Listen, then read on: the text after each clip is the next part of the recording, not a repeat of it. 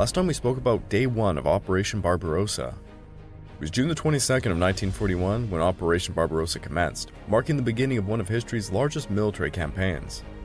German soldiers received the shocking news just hours before the assault, rallying under their Nazi ideology with grim determination. At dawn, artillery and air raids erupted, catching Soviet forces unprepared. The Wehrmacht launched a surprise attack, swiftly advancing into deep enemy territory, achieving significant early victories against disorganized Soviet defenses. As the first day wore on, German forces encountered fierce resistance from Soviet soldiers, demonstrating an unexpected resolve. Despite initial success, logistical challenges soon became evident as the harsh terrain of the Eastern Front complicated the advance. Roads were poor, forcing troops to abandon vehicles and rely on manpower to pull them free. While high-ranking German leaders celebrated their swift progress, the reality for individual soldiers was increasingly sobering. They faced a determined Soviet army far from the feeble force that they had anticipated. This episode is Day 2 of Operation Barbarossa, the North Army attacks.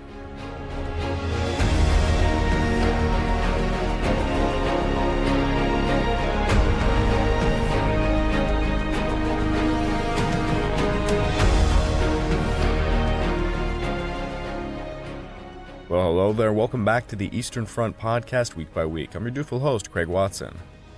But before we begin, I just want to remind you all that this podcast is only made possible through the efforts of Kings and Generals over at YouTube. Perhaps you want to learn a bit more about World War II? Kings and Generals has an assortment of episodes on World War II and so much more, so give them a look over at YouTube. So please subscribe to Kings and Generals over at YouTube and continue to produce this content by checking out www.patreon.com/kingsandgenerals. And hey, don't forget about our sister podcasts over at the Pacific War Week by Week podcast and the Fall and Rise of China podcast, both written and narrated by me. And if after all that you're still hungry for some more history, why don't you check out my personal channel, the Pacific War channel found over at YouTube, and Echoes of War found on major podcast platforms. Over on both of these, we just finished a multi-part series covering the entire Malayan campaign of World War II. If you'd like to further support me, please consider checking out my YouTube membership or my Patreon account at www.patreon.com/thepacificwarchannel.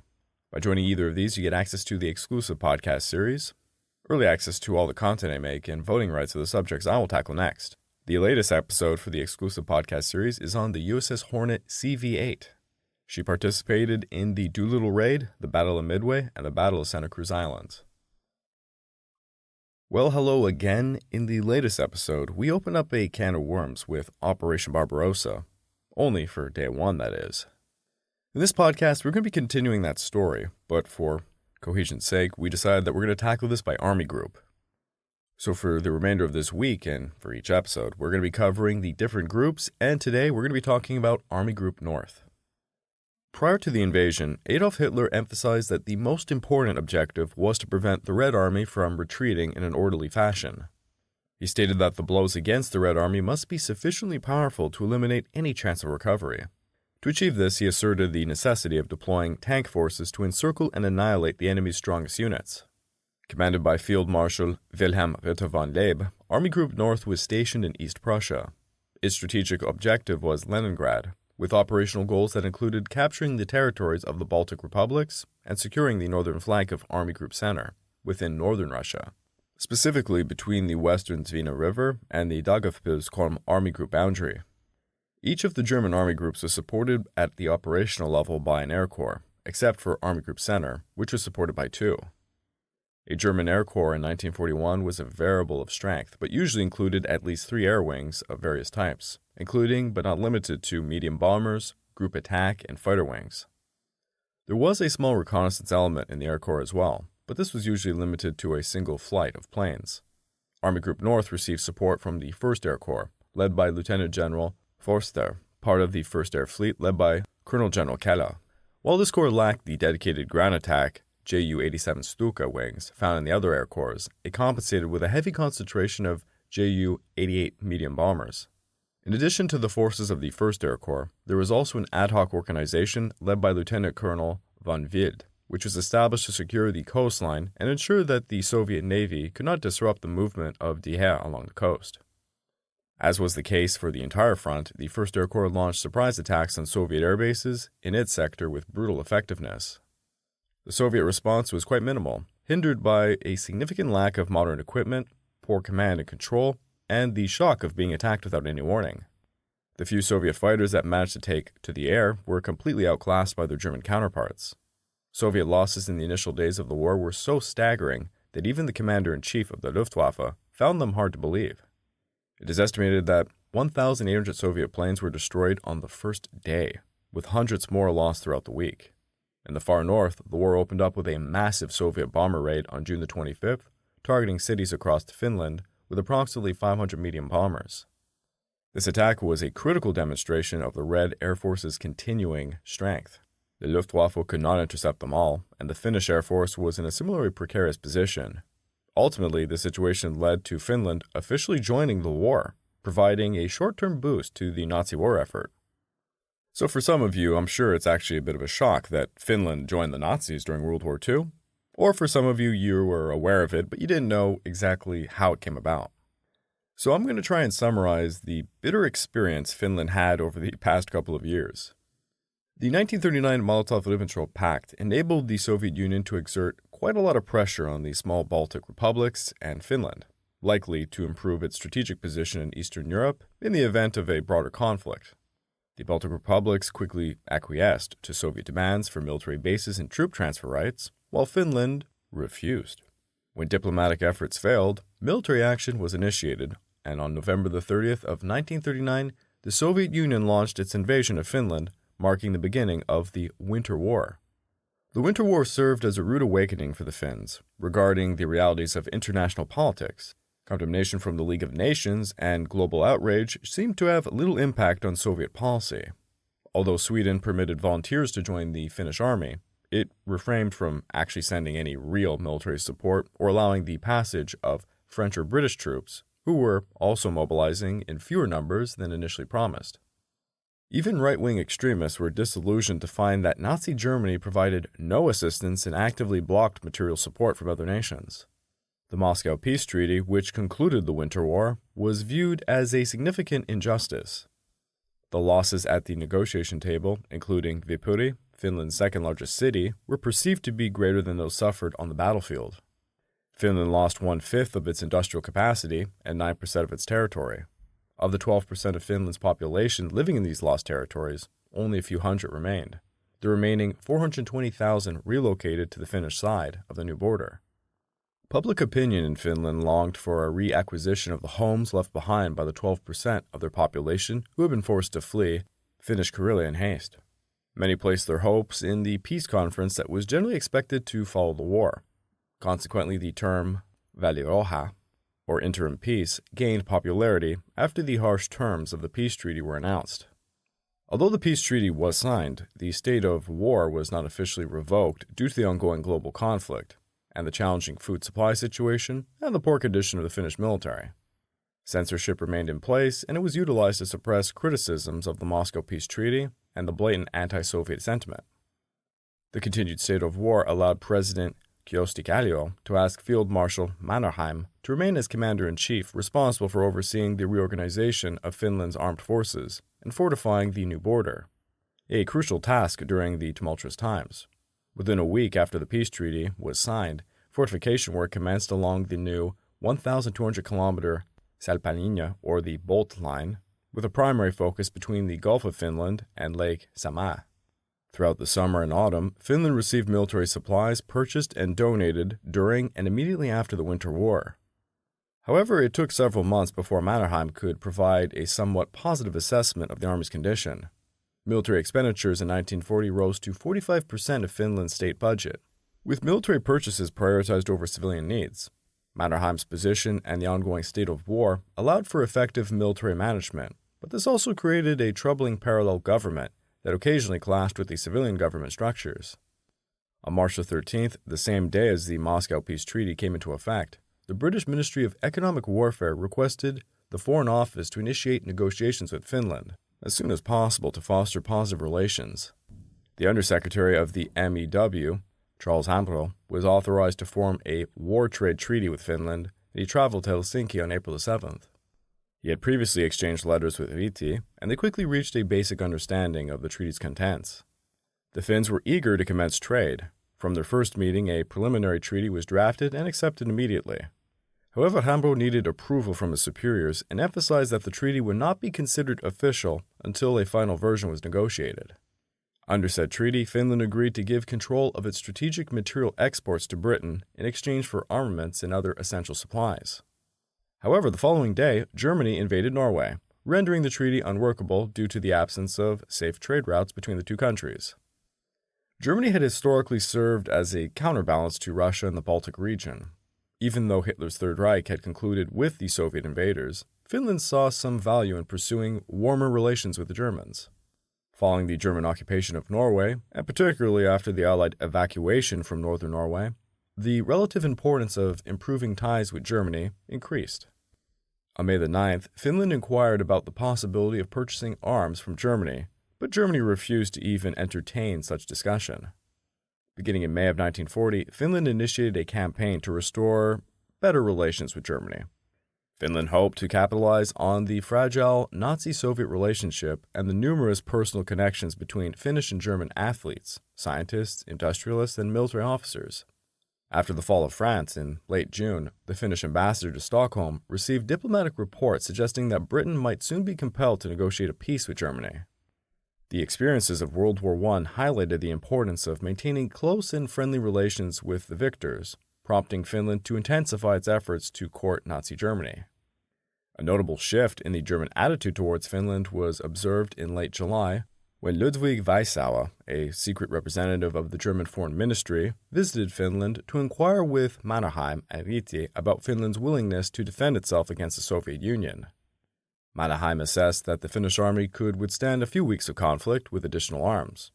Weissauer departed without securing any promises. Unbeknownst to Finland, Adolf Hitler had begun planning Operation Barbarossa following the collapse of France. He had previously shown little interest in Finland before the Winter War, but he now recognized its potential as an operational base and the military value of the Finnish army.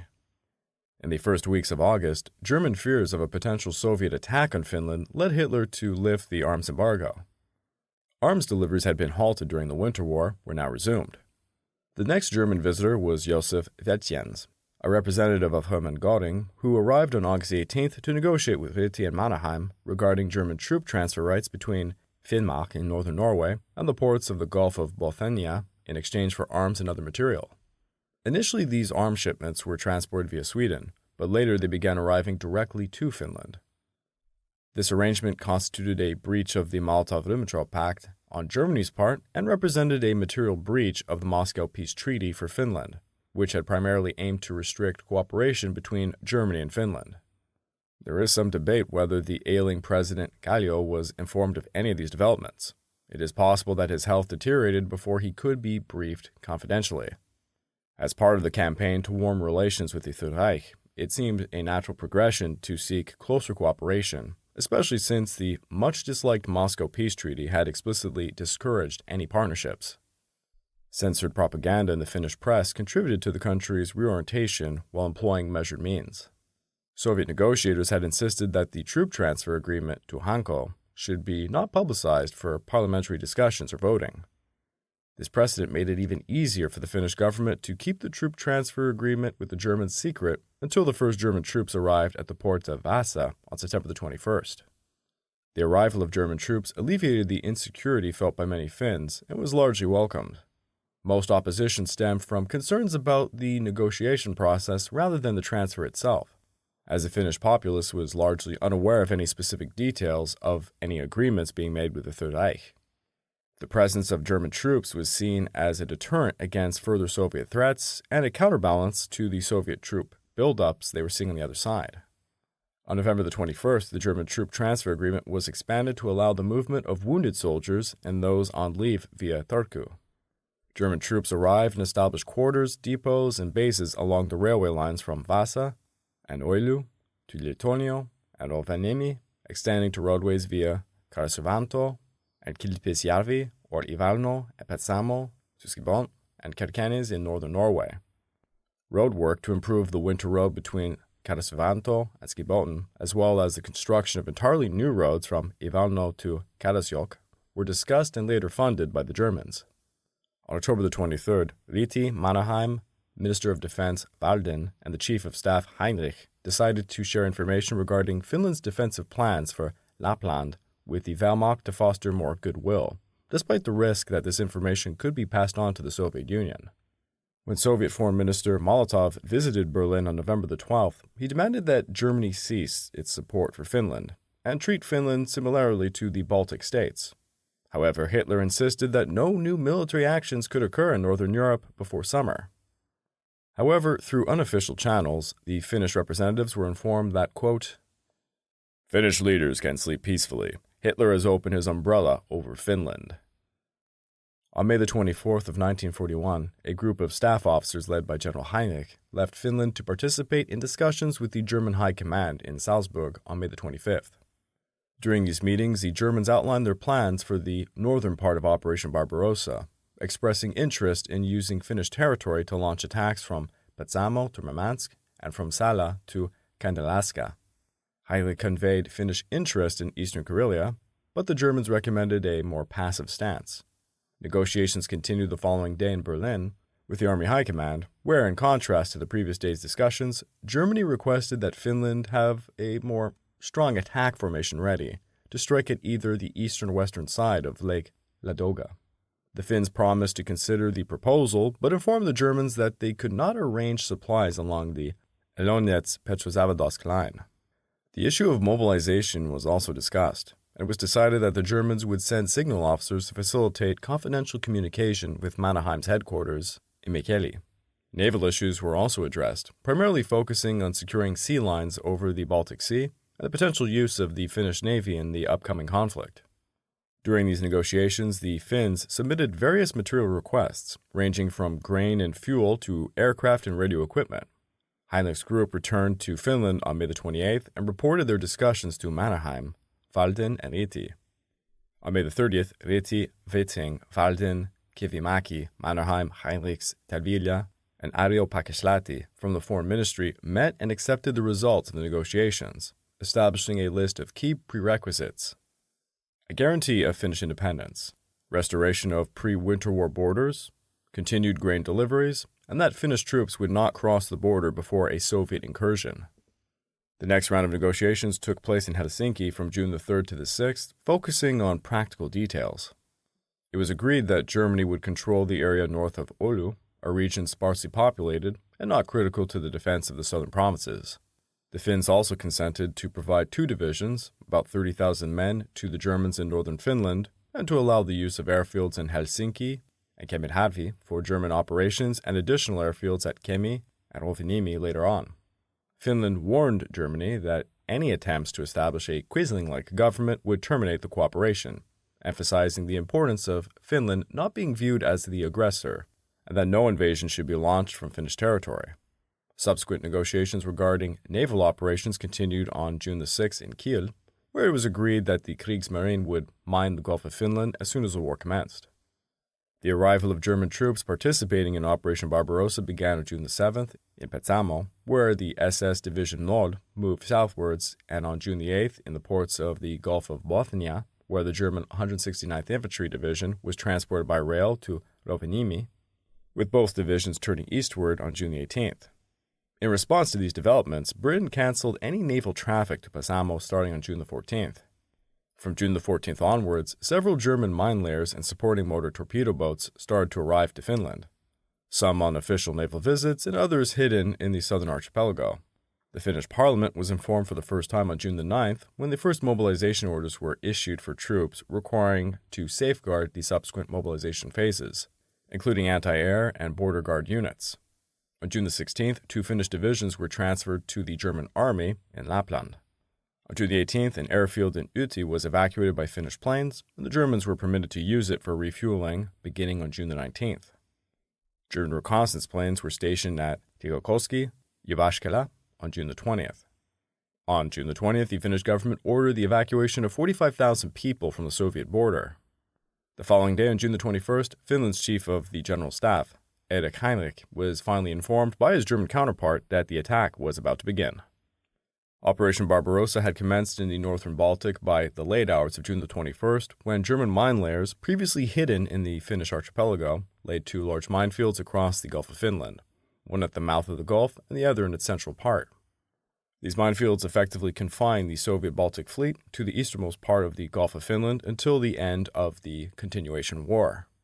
Additionally, 3 Finnish submarines participated in the mining operation, laying 9 smaller fields between Suuresari Island and the Estonian coast, with the first mines being deployed by the Finnish submarine Victories at 7:38 a.m. on June the 22nd. Later that night, German bombers flying from East Prussian airfields flew over the Gulf of Finland towards Leningrad, mining the harbor and Neva River. Finnish air defense observed that one group of bombers, likely responsible for the mining at Neva, flew over southern Finland. On the return trip, these bombers refueled at Uti airfield before heading back to East Prussia. Finland feared that the Soviets would occupy Åland and use it to block naval routes from Finland to Sweden and Germany, particularly in conjunction with the Hanko base. In response, Operation Kippaparjudis, or Sail Race, was launched in the early hours of June the 22nd to deliver Finnish troops to Åland. Soviet bombers attacked Finnish ships during the operation at about 6:05 a.m. on June the 22nd, before the Finnish air forces could even land on Åland, but fortunately no damage was inflicted during the air assault. Individual Soviet artillery batteries began firing at Finnish positions from Hanko early in the morning, prompting the Finnish commander to seek permission to return fire. However, before this permission could be granted, the Soviet artillery ceased. On the morning of the 22nd, the German Quebec Norwegian initiated Operation Antia, advancing from northern Norway to Petsamo. The German ambassador began urgent negotiations with Sweden to facilitate the transfer of the German 163rd Infantry Division from Norway to Finland using Swedish railways, a request that Sweden granted on the 24th. On the 22nd, both the Soviet Union and Finland declared their respective neutrality in the ongoing conflict, creating an unease amongst the Nazi leadership. Germany attempted to provoke a response from the Soviet Union through the use of the Finnish archipelago as a base and Finnish airfields for refueling. On the morning of June the 22nd, Hitler proclaimed, "Together with their Finnish comrades in arms, the heroes from Narvik stand at the edge of the Arctic Ocean. German troops under the command of the conqueror of Norway and the Finnish freedom fighters under their marshal's command are protecting Finnish territory." Following the launch of Operation Barbarossa at approximately 3:15 a.m. on June the 22nd, the Soviet Union sent 7 bombers on a retaliatory airstrike into Finland, striking targets at around 6:05 a.m. On the morning of June the 25th, the Soviet Union launched another air offensive, deploying 460 fighters and bombers targeting 19 airfields in Finland. However, due to inaccurate intelligence and poor bombing accuracy, many raids struck Finnish cities and municipalities, causing significant damage. The Soviet forces lost 23 bombers during this operation, while Finnish forces reported no aircraft losses. Although the USSR claimed that the airstrikes were aimed at German targets, particularly airfields in Finland, the Finnish parliament used these attacks as justification for approving a defensive war. Finland did not permit direct German attacks from its territory against the Soviet Union, requiring German forces in Petsamo and Sala to hold their fire. Air attacks were also prohibited, and inclement weather in northern Finland hindered German flying capabilities. Only one attack from southern Finland against the White Sea Canal was approved, but it had to be cancelled due to poor weather conditions. Occasional small arms fire occurred between Soviet and Finnish border guards, but overall, the front remained quiet. Both parties, along with the Germans, conducted active air reconnaissance over the border, yet no air battles ensued. During the Soviet bombings into Finland, the worst damage occurred in Turku, where the airfield became inoperable for over a week, and the medieval Turku castle was struck. Heavy damage was also affecting civilian targets in Kotka and Heinola, though casualties from the attacks were relatively limited. The Soviet Union justified the offensive as directed against German targets in Finland. However, even the British embassy acknowledged that the majority of the damage was inflicted on southern Finland, including airfields without any German forces present. Rovaniemi and Pestamo were the only locations with German troops at the time of the attack. Consequently, Foreign Minister Eden admitted to Parliament on June the 26th that the Soviet Union had initiated the war. A Parliament meeting was scheduled for the 25th, during which Prime Minister Rangel was set to announce Finland's neutrality in the Soviet-German conflict. However, due to the Soviet bombings, he instead declared that Finland was once again at war with the Soviet Union, thus the Continuation War had commenced. Now, back to Barbarossa, down in the mud, De Geer was advancing steadily northward despite stiff resistance from the Red Army.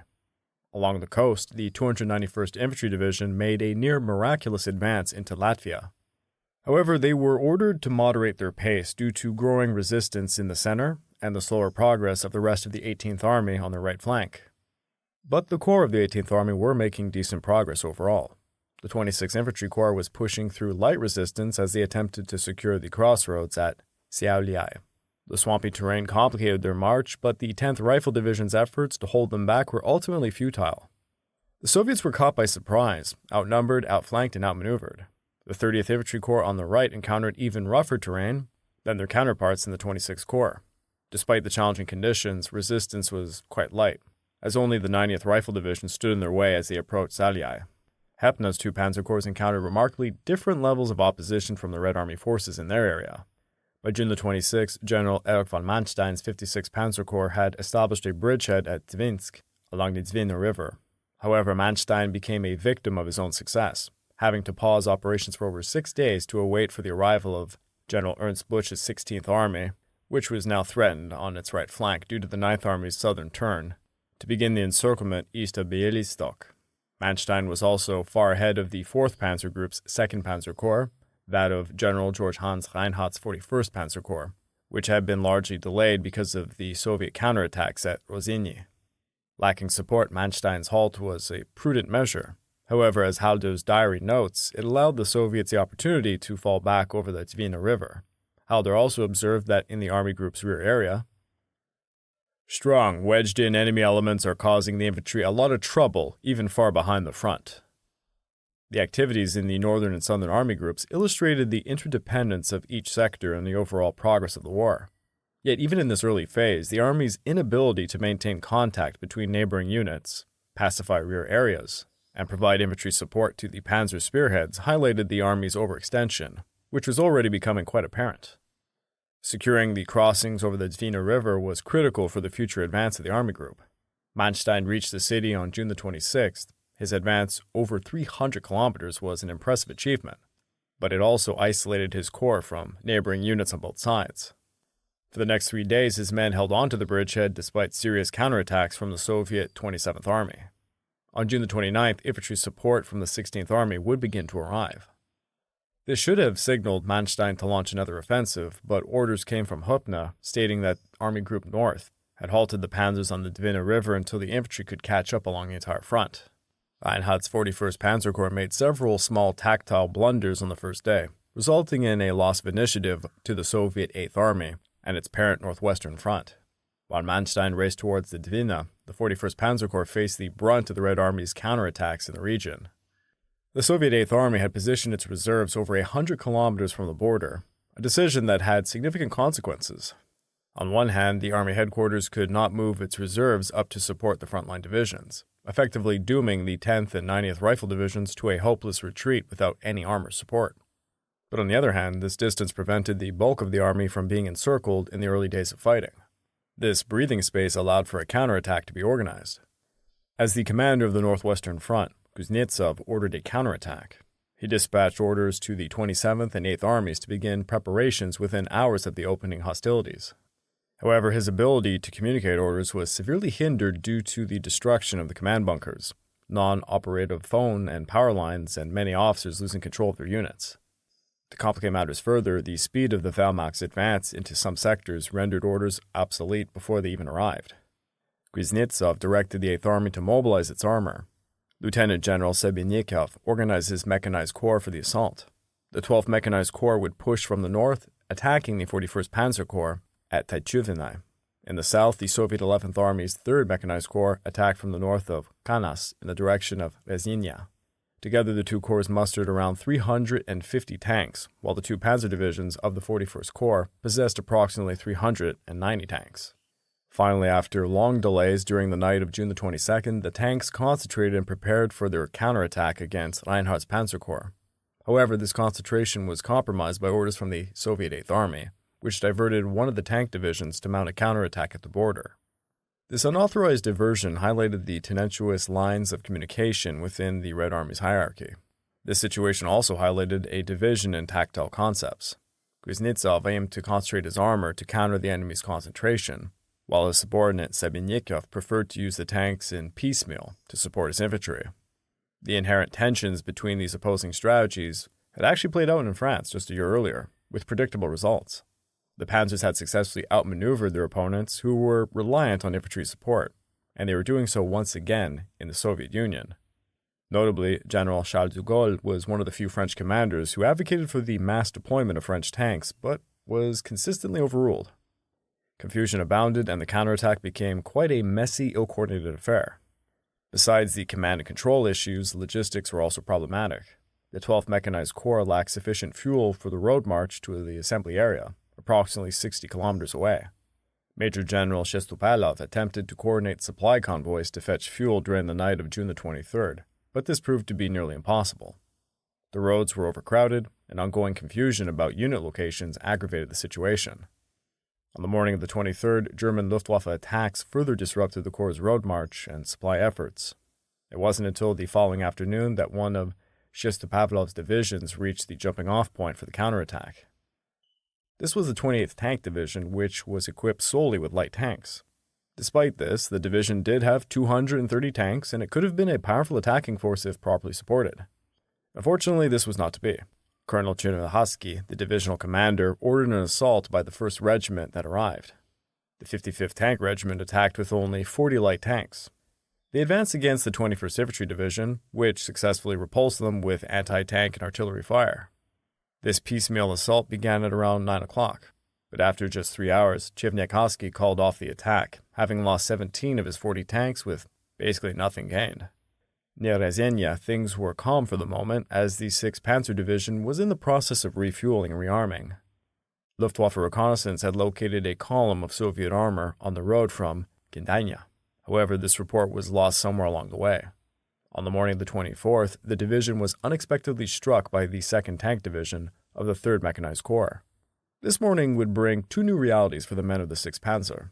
They were caught off guard by the Soviet counterattack, and the 2nd Tank Division was primarily manned by the best medium and heavy tanks in the Red Army.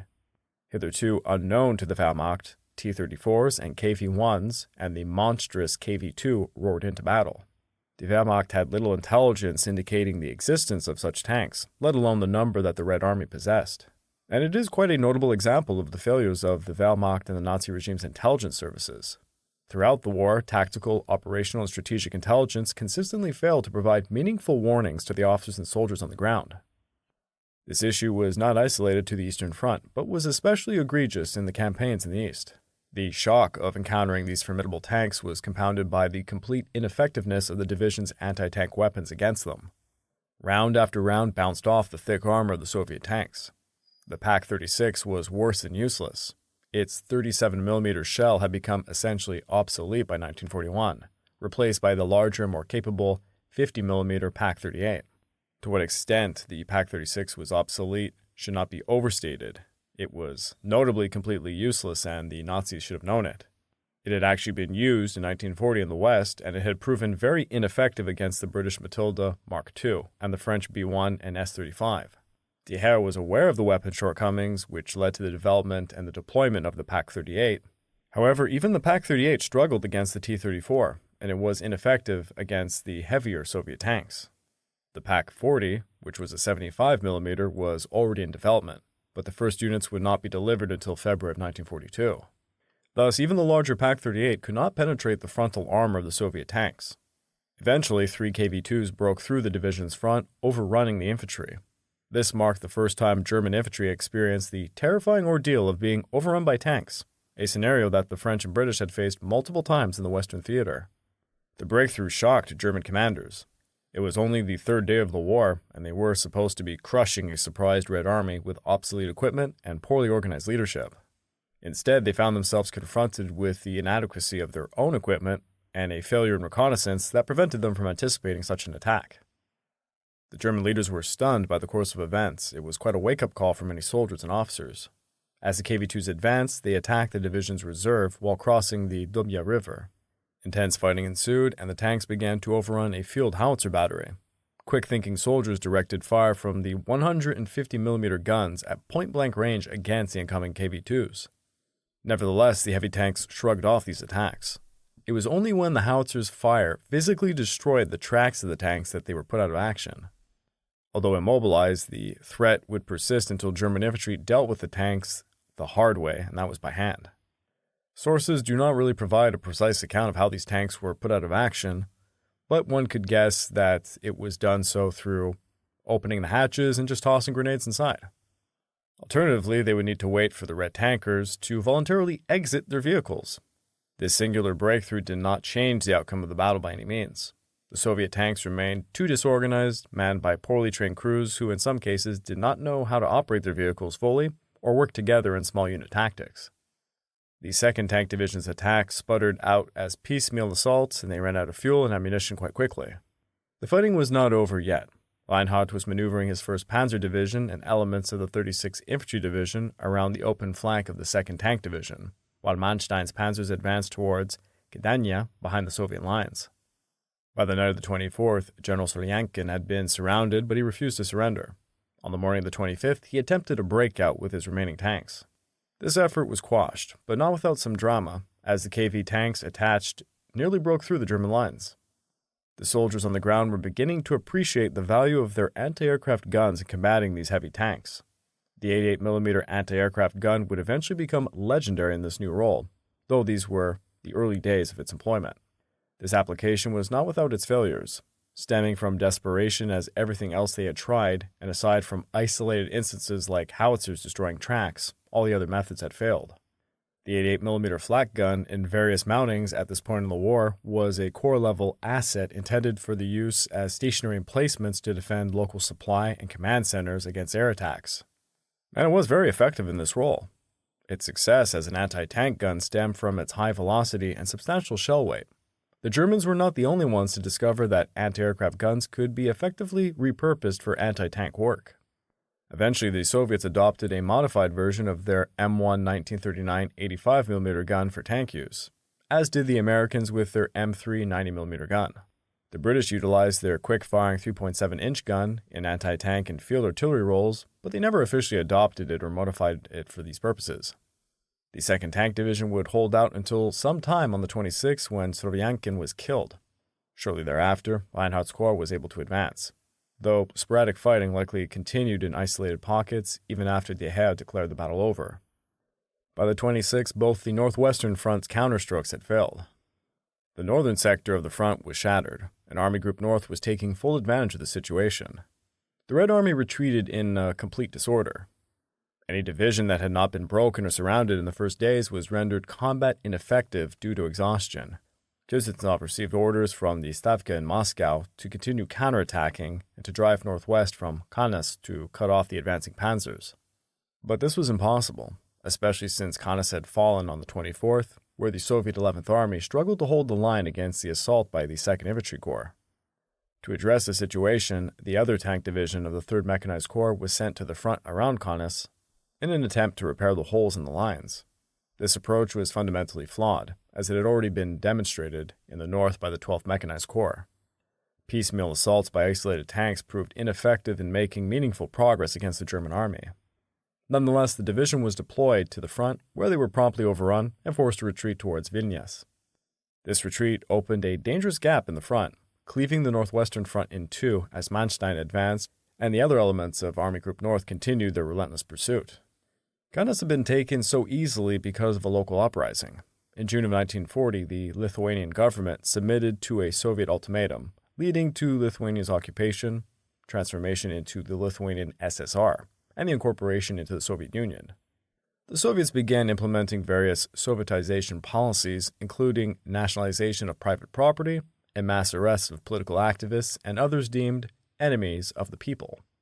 These arrests targeted many prominent politicians, such as Alexandrius Stulginskis, Jozas Ebzis, Leonas Bistras, Anatas Miakis, Pranas Dovyantaitis, Petras Klimas, countless government officials, military officers, and members of the Lithuanian Riflemen's Union.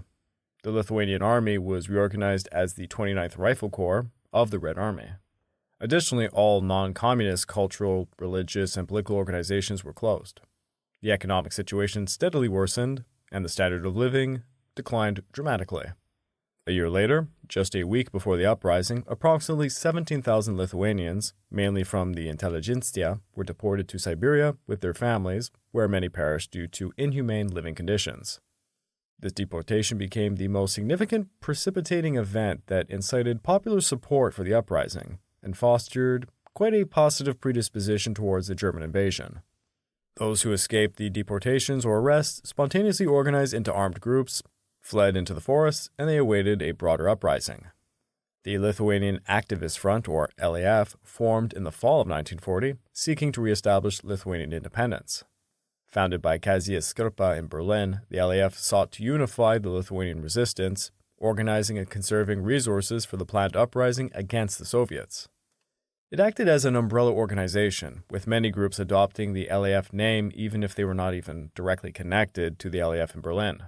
The LAF established its military political headquarters in Vilnius and its organizational headquarters in Kanas. However, communication and coordination between the centers in Berlin, Kanas, and Vilnius was quite poor. The Vilnius headquarters suffered significantly from Soviet arrests, especially in early June of 1941, and they became largely defunct. Many arrested activists were executed in December of 1941 in the Soviet Union. In March of 1941, the LAF in Berlin published a memorandum titled Dear Enslaved Brothers, providing instructions for preparing for the impending war between Nazi Germany and the Soviet Union. Insurgents were instructed to secure strategic locations such as prisons, railroads, bridges, communication hubs, and factories, protecting them against potential sabotage by the retreating Red Army. Meanwhile, the central headquarters was to organize a provisional government and to declare independence. In April, a list of provisional government members was compiled, reserving the prime minister's post for Škirpa, with 4 ministers from Vilnius, 6 from Kanas, and 1 from Berlin. The members were to represent a wide spectrum of pre-war political parties, and they claimed to represent the majority of the Lithuanian people. However, some have suggested that not all the designated ministers were aware of their proposed appointments to the provisional government. On June the 14th, Nazi authorities in Berlin insisted that Škirpa and his activists refrain from forming any government or making public declarations without their prior approval. Škirpa agreed to this, but he had little control over the activists in Lithuania itself. The uprising began on the early morning of the 22nd, coinciding with the first day of Operation Barbarossa. The LAF concentrated its main forces in Kanas. The LAF decided that its primary goal was not to engage the Soviets directly, but to secure the city and declare independence. By the evening of the 22nd, the Lithuanians had taken control of the presidential palace, post office, telephone and telegraph stations, and the radio stations. Control of the telephone systems allowed them to disconnect all the known communist numbers, enabling communication without the need for passwords or codes. The Soviets had sabotaged the radio station, and repairs were done overnight from June the 22nd to the 23rd, with medical students delivering spare parts in an ambulance. Despite concerns that not enough Lithuanian forces were guarding the radio tower, on the morning of June the 23rd, Jaunis Prapuolinis announced the declaration of Lithuanian independence and the list of members of the provisional government. The broadcast was repeated several times in Lithuanian, German, and French. On the morning of June the 23rd, insurgents raided the Soviet armories in Sancia, Pamune, and Viliampol. Now armed, the Lithuanians spread throughout the city, and special attention was given to Viliampol's bridge across the Neris River, as he expected the Germans to enter the city via this route. However, when the Lithuanians arrived, they found the bridge wired with explosives. 40 Soviet troops and 3 armored vehicles were guarding the bridge, waiting for the right moment to detonate it. The retreating Soviets prematurely destroyed the bridge over the Neris River, forcing the Red Army units in Suvalkia to bypass Kanas, which likely saved the insurgents in the city. The Metalis factory became the headquarters for the insurgents in Sancia, who attempted to prevent Soviet soldiers from crossing the Liman River by boat or forming any construction of pontoon bridges. In this fighting, about 100 insurgents were killed and 100 Soviets were taken prisoner, along with a large cache of equipment, including 3 tanks that no one knew how to operate. Other groups secured police stations, shops, and warehouses and attempted to reestablish order in the city. The insurgents hastily organized their own police force and freed approximately 2,000 political prisoners. Colonel Petri Ivanov, the commander of the Red Army's 188th Rifle Division, reported to the 11th Army staff during the retreat of his division through Kanas. Local counter-revolutionaries from the shelters purposely and severely fired upon our Red Army, causing heavy losses of soldiers and military equipment. By the 24th, the Red Army's tank units in Yanova were ordered to retake Kanas. The insurgents radioed the Germans for assistance, and the Luftwaffe bombed the tank units, preventing them from reaching the city. This marked the first coordinated actions between the Lithuanians and the German forces. Lieutenant Throte and 4 privates, these being the first German scouts to enter Kanas on June the 24th, found the city in friendly hands. The next day, the main German forces marched into the city without incident, almost in a parade. On the 26th, the German military command ordered the disbandment and the disarmament of the rebel groups. 2 days later, Lithuanian guards and patrols were relieved of their duties. After defeating the simultaneous attacks at Rasinia and Tachivnai, Reinhardt's corps pushed past the flank of the retreating 8th Army and positioned itself alongside the 56th Panzer Corps. They reached the Dvinja River at Yekatpils, approximately 90 kilometers north of Daugavpils, but it's unclear exactly where they arrived in force, and it was not before June the 30th. Army Group North's orders to halt at the Dvinja River also applied to Reinhardt's panzers. The panzer commanders fiercely protested this frustrating halt, but Field Marshal Reinhardt stood his ground. He believed that the strategic situation was not as clear-cut as he desired, and he felt that his lengthening right flank was a vulnerability that needed to be addressed. After all, the Soviet forces in the area had not been encircled. They had merely retreated, still posing a threat from Vilnius, even in their weakened state. Bush's 16th Army was still engaged in combat and making its way to Dvinja, facing the longest and most arduous route of Army Group North, which was evident in their slow advance. In contrast, the 18th Army was advancing rapidly through Latvia and was only a few kilometers from Riga. The Soviet situation was quite grim. The northwestern front was now divided into 2 unequal halves, with few prepared defenses available for the remaining forces. Their tank divisions had been decimated, and the logistics of the armies had been ravaged by the Luftwaffe and rapidly changing character of the front lines. Kuznetsov faced serious pressure from the Stavka to repair the situation. Partially due to their poor understanding of the conditions on the ground, they continued to order massive counterattacks that were simply impossible to execute. They were unaware that some of the units they were ordering had ceased to exist. The first week of the war had started with a complete disaster, and the situation was not improving. Despite many examples of personal bravery, determined resistance, and battle-tested capabilities of the Red Army's superior tanks, the Northwestern Front had been pushed back from its prepared defenses, and it was now in an open retreat, was unable to maintain a coherent line of defense. The Einsatzgruppen were marching into Kanas alongside the German army on June the 24th. Almost immediately, a pogrom was initiated by the Einsatzgruppen. Most of the killings in the first days were carried out by locals who were sanctioned by the Nazis. The organized murder began within just a few days of occupation, and it would not cease for many years. Starting on June the 25th, Nazi-organized units attacked Jewish civilians in Srobotka, a Jewish suburb of Kanas that was home to the world-famous Srobotka Yeshiva. According to Rabbi Ephraim Orsi, while Germans were present at the bridge in Srobotka, it was Lithuanian volunteers who perpetuated the murders of the Jews. The rabbi of Srobotka, Rav Zalman Ozonsky, was bound to a chair and, quote, "His head was laid upon an open volume of Gemara, a volume of the Talmud, and they sawed off his head." Following this, both his wife and son were also murdered. His head was displayed in a window of the residence bearing a sign that read, "This is what we'll do to all the Jews." As of June the 28th of 1941, Nazi official Walter Stahlecka reported that 3,000 Arab people had been killed in Kanas and a further 1,200 in the surrounding towns. Karl Jäger, the Nazi commander of the mobile killing squad, Einsatzkommando 3, wrote on December the 1st that Nazis and Lithuanian partisans had killed 7,000 Arab Jews in Kovn between June the 24th and July the 6th of 1941. Jäger recorded that 4,000 of these killed were victims of Lithuanian partisans alone. I would like to take this time to remind all of you that this podcast is only made possible through the efforts of Kings and Generals over at YouTube. Please go subscribe to Kings and Generals over at YouTube and continue to produce this content by checking out www.patreon.com/kingsandgenerals. And don't forget to check out our sister podcasts over at the Pacific War Week by Week podcast and the Fall and Rise of China podcast, both written and narrated by me. If after all that you're still hungry for some more history, please check out my personal channel, the Pacific War channel over at YouTube, and Echoes of War on our major podcast platforms. If you'd like to further support me, please consider checking out my YouTube membership or my Patreon account at www.patreon.com/thepacificwarchannel. By joining either of these, you get access to the exclusive podcast series, about 26 episodes and ongoing, early access to all the content I make, and voting rights for the subjects I will tackle next. The Wehrmacht, driven by Nazi ideology, achieved early victories, but they soon faced fierce resistance and logistical challenges in some harsh terrain. As optimism waned, the Soviet army began mounting counterattacks, demonstrating surprising resilience.